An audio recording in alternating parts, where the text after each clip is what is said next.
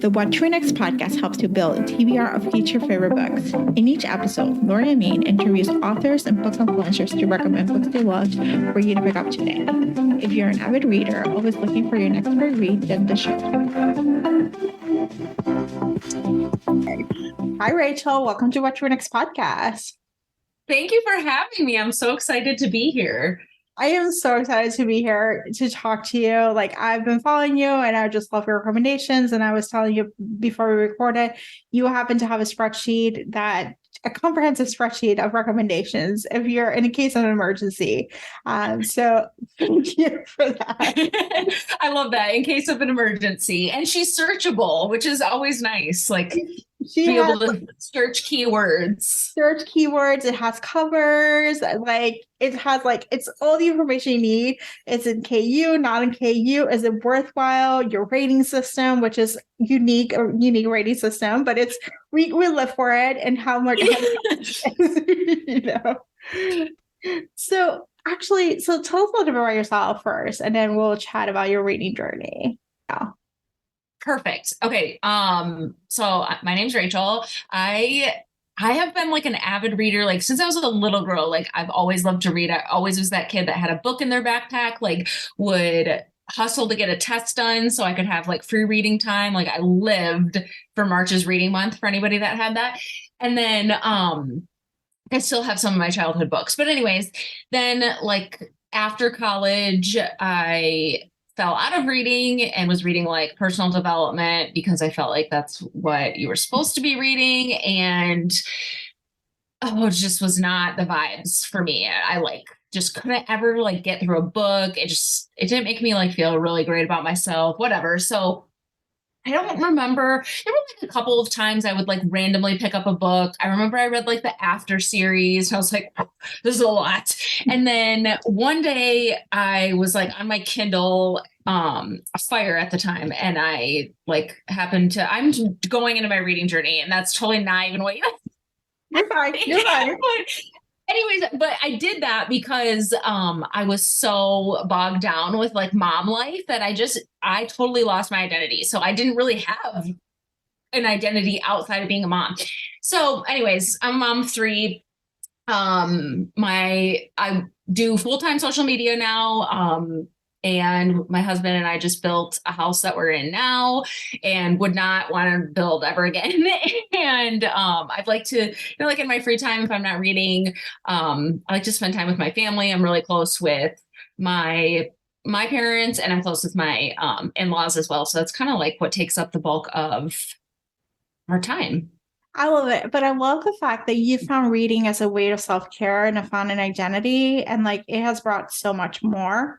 So talk to us about how were you able to get your reading done while managing a household full of babies at a time, or young kids. Yeah, because it is, and I'm in a really busy season right now. And I feel like reading is something that is constant being constant for me helps me keep my sanity a little bit. And it just may look different, like season to season of like when I'm reading, I guess, but it saves my sanity because on crazy days, I know that at the end of the day, I will get into bed and at least read one chapter of my book. And some days that's what keeps me going. And other days it's like the pot of gold at the end of a rainbow. Like, it was already a great day and I get to still end it so great. So some days it's all that I've got to keep me going. And other days it's, just the perfect way to end a day, like I said.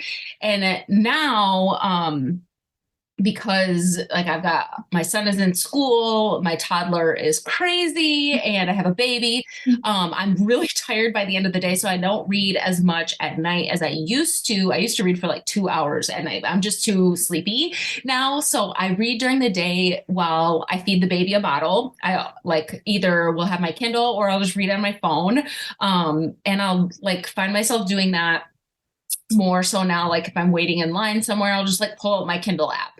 Or I'm big into audiobooks now, which I was a big hater for a long time, but now that lets me like not hate so many mom life things. Like I'll do an audiobook while I'm vacuuming, laundry, driving anywhere, things like that. So there's no rules to reading, and that helps me like just fluctuate like when I'm gonna be able to get that in. And it's not a chore like to get it in. I just am like, ooh, I can use this little time to, get some reading done. It is. I love that you pick pockets of time and you get reading on like your way. Like, it is not. It doesn't have to be like one linear way. Like you just have to sit down and read the whole day. Like that's life. Right. That's the way we strive for. The reality is we're just picking a reading like 5-10 minute increments and like here and there and just managing it all. So Yeah. so let's chat about your rating system because you have a unique rating system. So talk to us. How did you come up with it and what does it mean? Okay. It's low key chaotic, but it's funny. People use it. They're like, once they figure out the rating system, they're like, oh, it's like a rite of passage. Like, I get Rachel now. Like, I've been a follower for X amount of time. Like, I get it now. So when I started reading again, this sounds crazy, but I just didn't really even know people rated books. Like, I didn't, maybe in the back of my mind, I knew about Goodreads, whatever, but I was not a user and I just like didn't know about the star system. So I started just like rating books the way I talk. So if I love something, I was like saying all the time, like, oh my God, I love this like hair mask. It's a 15 out of 10. Like, oh my God, it's way better than, a perfect score. It's beyond. So I started rating my books that way because when I was like blown away by something, I would just rate it like I would talk, like the same way. And it kind of just stuck. And so now, like to translate it to, I don't want to say layman terms, I'm not insulting anybody, like to know it's like a different language, but anything I rate like a 13 to 15 out of 10 is like a 5-star, like, wow, like you have to read this, like 5-star, exclamation point, exclamation point, exclamation point, because there's different ranges, like things that I love, but things that I love, like they're different. And I want that to like come across. And then anything I'd say like a 10 to 12 is like in the 4 to 5-star range. Below a 10 is going to be like that 3 to 4-star. And I typically don't finish anything anymore that is like going to be below a 7, which would be like, a 2 to 3, whatever. So I'm pretty good about like if it's not the vibes for me, I'll just put it down. So you'll see a lot of like higher ratings from me because I have no shame and I'll just put it down if I don't like it. It is okay. I think there's something to be said about TNFM books that are just no longer in alignment. Like if we're not vibing with it, because it could be not the right time, it could be the not right energy, it can just be like for a variety of reasons. There's nothing wrong with just saying like, not right now. Yeah. And life's too short to read books you're not loving, and Yeah. everybody's TBR is too long. So if you're not vibing with a book, you have my blessing always to put it down. Even if it's a book I love, I bless you, put it down. Yeah.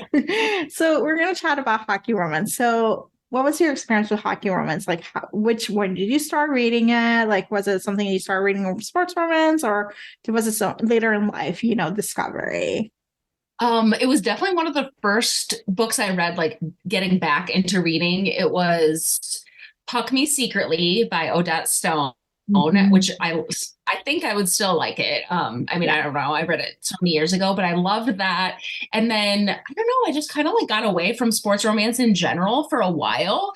And then I've read quite a few this winter, and there's so many out, like couple of my TBR. So I just feel like so many of us are in our hockey era and I'm living for it. And like we talked about before we started, I don't know anything about hockey in real life. And that's totally fine with me. I'll keep it in my books. But yeah, I don't know. There's just something about a hockey player in a book.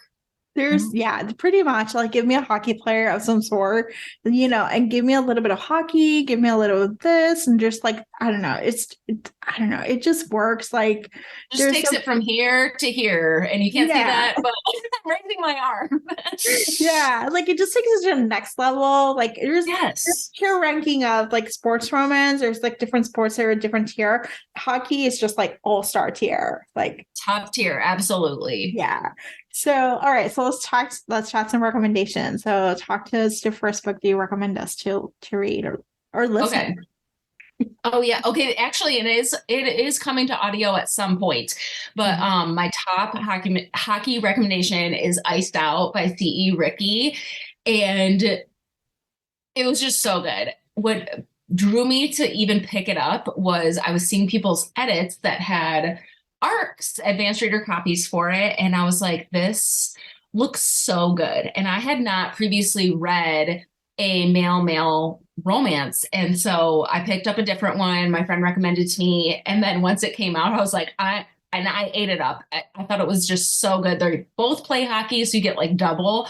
It just so good. It's so spicy. There's lots of hockey in it, and enemies to lovers, which I love. And what else? They're kind of like enemies with benefits. It's just a good time. Love that book. And like I said, it is coming to audio soon. Yeah, it's coming to audio, and you're doing a special edition, right? I am. I can't wait. Oh, wait till you guys see the cover. It's so good. So actually talk to us about the about your book boxes actually. Like talk to us Okay. about that project, like something to look forward going back to your account, you know. Yeah, I kind of do like, I don't know who I think I am. Definitely not a book box company, but it's fun for me to get to work on a special edition cover of some of my favorite books, like work with an author, work with a cover designer, and like have that available for people. And it's just been like I don't know, it's totally a pinch me moment. And so after I read Iced Out, I um messaged C. Ricky and I was like, what are the chances you'd be willing to do Iced Out with special edition with me? And she was like, we're on a time crunch, but let's make it happen. So it's happening. It's going to be a quick turnaround and it's so good. She actually lives near me, so she's going to come hand sign them as well. Normally, I do book plates because it's just easier that way for the author. Like how we don't need to ship all these books around the U.S. But she lives very, very close to me, so she's going to come over and hand sign them. And yeah, I can't wait. I've like already looked at the mailers I'm gonna put them in, so they'll be like color coordinated with the cover. And it was really fun to I'll kind of like give a little sneak peek of the cover. My friend Emily designed the cover and she has not read the book. So I just kind of told her like some of the vibes or whatever. And I was like, I don't know if you can make this happen. But in the book, one of the things, there's like a little moment and there's socks that one of the boys gives to the other and there's little eggplants on them. And I was like, can you put this on the cover somehow, some way? She's like, yes. And she texted me when she was working on it. She's like, I'm just waiting for a family member to come into my office and see me putting eggplants on a sock and be like, what is wrong with you? And but anyways, it's so cute. It's so fun. I'm like just so excited to see that come to life and have that on my shelf. Oh my gosh, I love it. I love that you're helping us, get more special editions out there, No, So, it's so they're addicting. I'm addicted, so I'm like fueling my own addiction, really. yeah. All right, so let's go back to the recommendations. What's your next recommendation? Next one, I would recommend Consider Me by Becca Mack. It's actually her debut novel, and it's so good. It is long, it's chunky, but it reads pretty quick. And he is just like precious. And okay, so Consider Me reads pretty quick. He is totally a golden retriever, and he is just obsessed with her. Like he does the most to like win her over and keep her, and it's just absolutely precious. It's NHL, and there is a second book which I haven't read, but I hear that one's even better. It's so good. Definitely spicy, like 3.5 on spice, and just adorable. Okay, next one is Powerless by Elsie Silver. And listen, this one is Friends to Lovers. He's a professional hockey player. I hate Friends to Lovers. Actually, pretty passionately. I hate it. And it is so good. I gave it a 15 out of 10, which is like my top score. And I just ate it up. It's so good. I love Elsie's other books in this series, but it can be read as a standalone. And it is phenomenal. I love it. I love when she goes to his games. There's more to it than just hockey. It's like, but anyways, literally the best Friends to Lovers I've ever read.